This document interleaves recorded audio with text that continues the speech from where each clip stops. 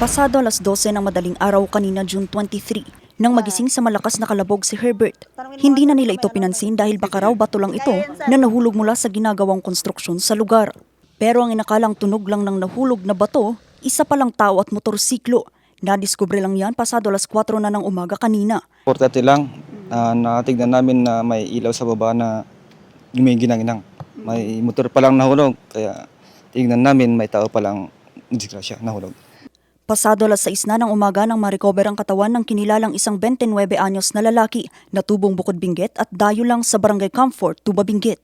Sa investigasyon, lumalabas na pauwi na ang biktima ng mahulog di umano sa humigit kumulang 9 na metrong lalim na ginagawang kalsada sa Cannon Road ng JMGD Construction and Aggregates sa ilalim ng DPWH 1st District Engineering Office. Po yung mga kasamahan po natin sa site ng aksidente, talagang pinulsuhan po nila kung vital sign niya, naging negative po siya.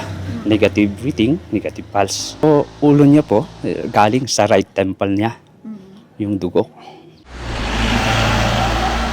Sa tingin ng barangay, lagyan nila ng sign kasi wala yata. Walang sign nito. Oo. Kulang talaga sir. Dahil lang kapag nung sinabi ng pulis, doon lang sa site talaga may pero kulang yung barikada. Ma'am, may mga instruction kami na talagang dapat may mga barricades, may meron naman nakalagay ma'am na mga kondyan. Before may start yung project, may nakalagay na kondyan ma'am, mga barricades, mga warning signs. Provide na ng kondyan ng opisina, pero at the expense of the contractor ma'am yun. sa ngayon pansamantalang itinigil ang konstruksyon sa lugar habang nagdagdag na ng 22 plastic barriers ang DPWH 1st District Engineering Office.